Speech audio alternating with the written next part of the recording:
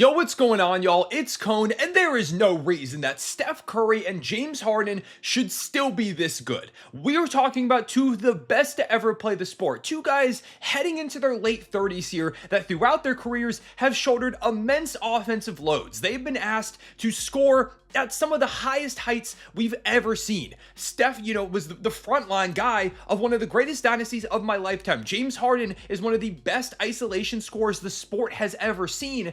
If you would imagine that by this point in their careers, they might be washed. And they've slightly lost a step. They're not as good as they were at their peaks. But right now, when you consider their age and the situations they're in, they're having some of the most impressive seasons of their careers right now. And I'm not exaggerating. And those are two all-time players that we're talking about. Maybe the best ever play his position in Steph Curry, and James Harden is right there for number 2 or 3. So let's go ahead and talk about what they've been doing so far. And I want to start off with Steph Curry, who coming into tonight had just had a monster game against the Spurs. 46, 5-5 with 2 steals on 13 of 25 shooting, hit 5 threes. The best game of Steph's season so far. If he came into this one against the Spurs and had a little bit of a stinker going up against a great defense, or even just a little bit of a down game, it would have been understandable.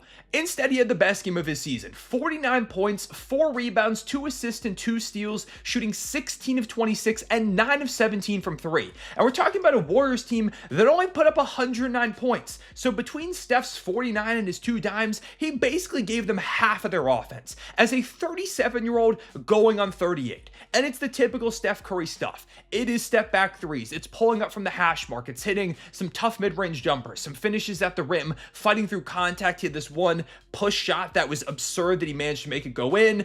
He went ahead and drew the final free throws on a play where De'Aaron Fox is sprinting after him because he loses him for a second. You can't give Steph Curry any airspace. He drills those free throws to give the Warriors the win back-to-back over the Spurs on the road, which they desperately needed. It was just absurd. Steph is still game-breaking at 37, going on 38 years old this season. He shouldn't be able to do it.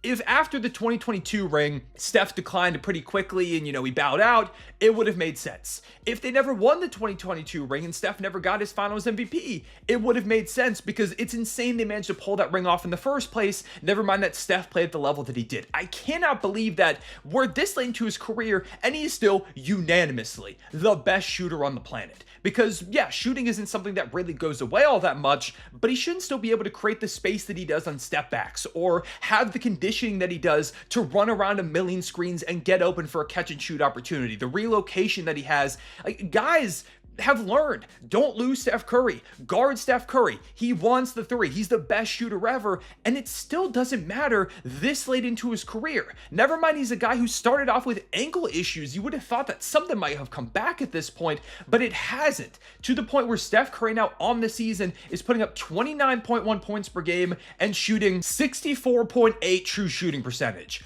Mind-blowing stuff. For reference, the record for most points per game in a season by a guard age 37 or older is Dwayne Wade. 15 points per game. Steph is almost doubling him up on amazing efficiency. It's not like he's just chucking because it's, the Steph Curry retirement tour. He's legitimately still one of the best offensive players in all of basketball at 37 years old.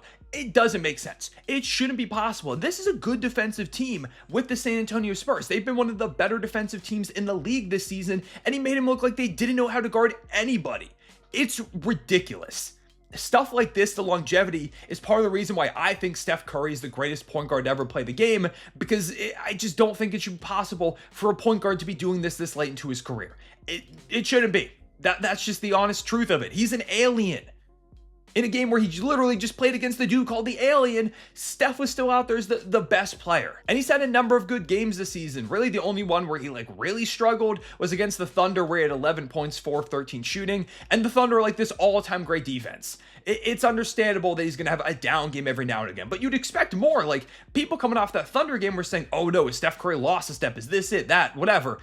No. He was just playing an all-time defense, and he goes up against another really good defense and torches them for a combined 95 points in 2 nights. 95 points in 2 nights for a 37-year-old guard who's not a big body or anything. He's just purely better than almost anybody still in the league. He's still a top 10 guy in the sport. It's ridiculous. I'm so glad that, a little bit when I was younger, I wasn't the biggest fan of Steph Curry. I liked him in like 2015, and then the Thunder, lost the Warriors. I'm like, I need LeBron and the Cavs to beat them. I hate this guy. And then Kevin Durant joined. I'm like, wow, now I really hate the Warriors. But I was eventually able to just appreciate Steph Curry, and I more so hated like the KD version of the Warriors than Steph Curry himself. But Steph is one of my favorite players ever. Like, truly, when we talk about appreciating greatness, Steph Curry is the definition of that, because we will never see another Steph Curry. We might see guys who break his numbers, and, ultimately, guys are shooting more threes, guys are going to get better. We will eventually see someone who probably tops Steph Curry as the best shooter ever. But as the first guy to be able to do this and have this type of longevity is something that will never be replicated in the sport. So appreciate it. And the Golden State Warriors, like, they are remaining competitive. You would think any team that's asking a 37-year-old to be their best player wouldn't be very good. The Warriors are competing in the West. They're not like one of the top seeds, but they're actively competing, and that in and of itself is wildly impressive. So shout out to Steph Curry and what he was able to do, but I also want to talk about James Harden, because I think James Harden especially doesn't get the appreciation he deserves for the longevity. There are knocks in his career with the playoff performance and things like that, but when we talk about guys who have just continuously elevated teams higher than they should be, James Harden is on that list. Last season, the Clippers had no business winning 50 games. Kawhi Leonard missed a majority of the year. Everybody, me included, thought if Kawhi misses a lot of the season, they're going to be like a play-in, probably more like a lottery team. No, they're one of the better teams in the Western Conference, and a lot of that was James Harden. He made All-NBA in his age 35 season. He's 36 now, and he's putting up better numbers this season. 25 points, 9.1 assists, shooting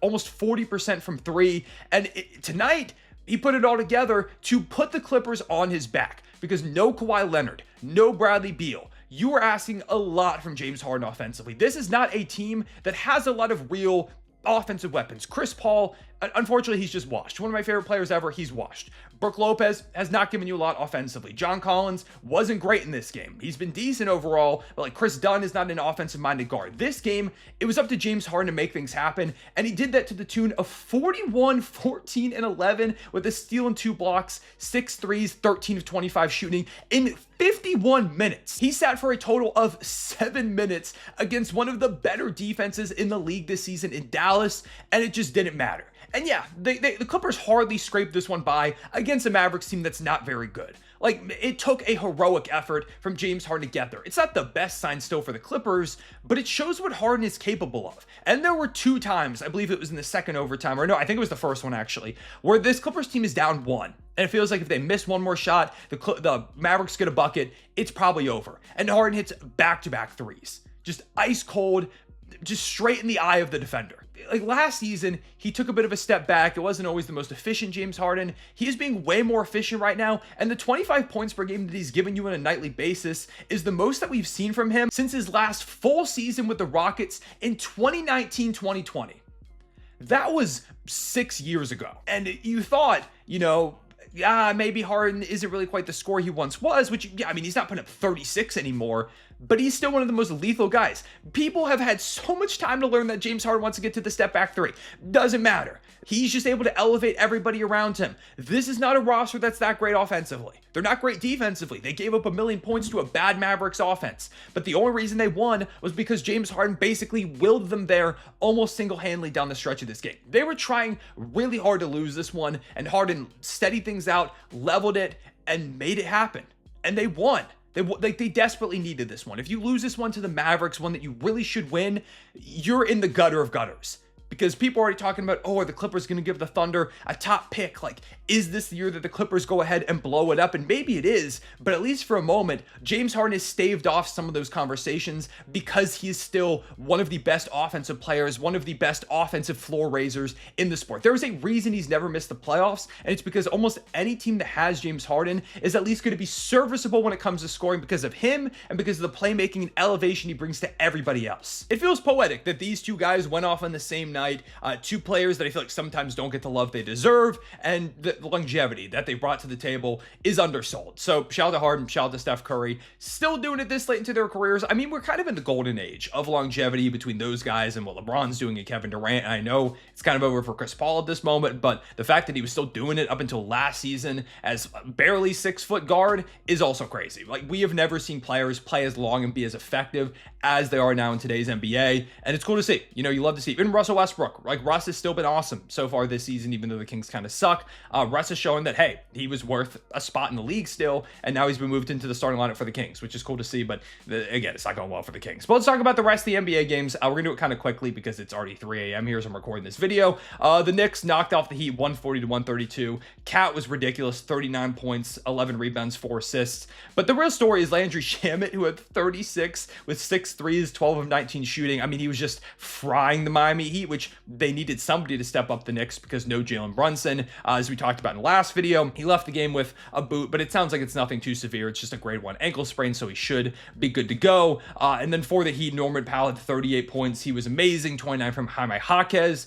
No Bam Adebayo in this game, and it showed. I mean, again, they were literally unable to get a stop ever, but yeah, big win for the Knicks, continuing to push in the NBA Cup.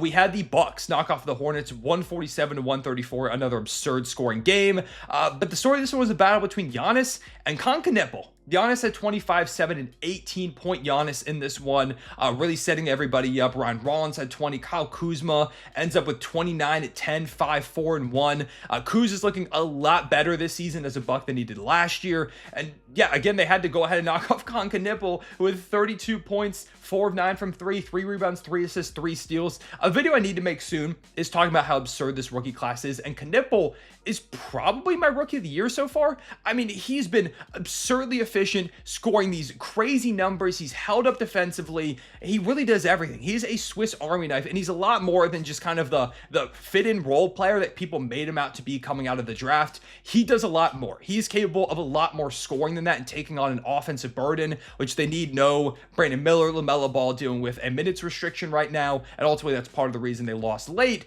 But regardless, if I'm the Hornets, I feel good about this one and feel great about how the Concacaf has been playing.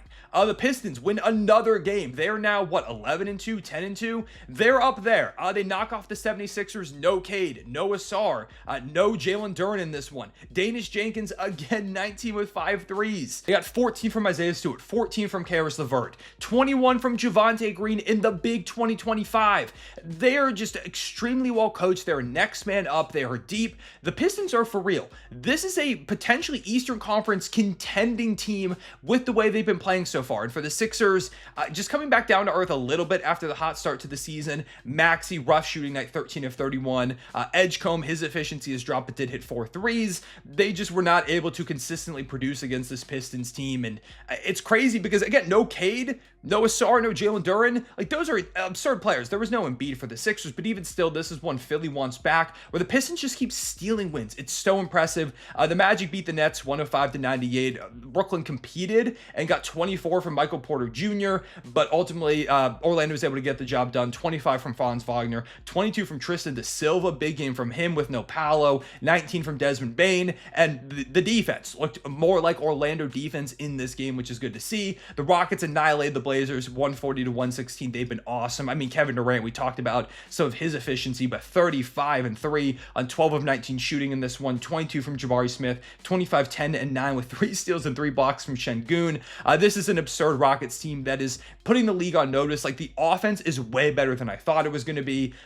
Denny continues to play well, 22 and 10, 19 from Shaedon Sharpe, who's been pretty hot as of late, but that offense just got blitzed again by one of the league's best offenses. The Kings lose in another blowout game because that's the way they do things, 124-110. And I mean, they had everybody. They had Sabonis, they had DeRozan, they had Levine, they had Russ, Malik Monk, Keegan Murray's really the only one of note that's out. Just doesn't matter. They can score a decent bit. I mean, I guess it's only 110. DeRozan only had 6 points, but like, they got 34 and 11 from Sabonis, 25 from Levine, and a triple double from Russ, and it still doesn't matter because they can't get stops and they're bad defensively, so they foul a bunch and they put the Timberwolves on the line. What was it, 40 times? 40 times. It's just not going to work. Like, they didn't even shoot that well. They shot 28 of 40 from the line. They left a lot of points there, and they still won by 14. I think Doug Christie could be out at some point soon, or a rebuild, a blow-up should be coming soon. And then finally, with the Lakers facing off against the Pelicans, and they won 118-104. It was a bounce back for Austin Reeves after a really rough game against OKC, 31 to go with 7 dimes. Ayton had 20 and 16, near perfect from the floor, 10 of 11. Luka, more of a playmaking night, 24 points and 12 assists, didn't shoot the best. I mean, the Pelicans are just bad. I don't know what else to say about it. Like, they are in one of the worst positions in the entire NBA at the moment because they owe their pick. And shout out to Derek Queen, who's been playing really well. Like, he had 9, 10, and 5. Had a really good game yesterday, I think it was, or 2 days ago.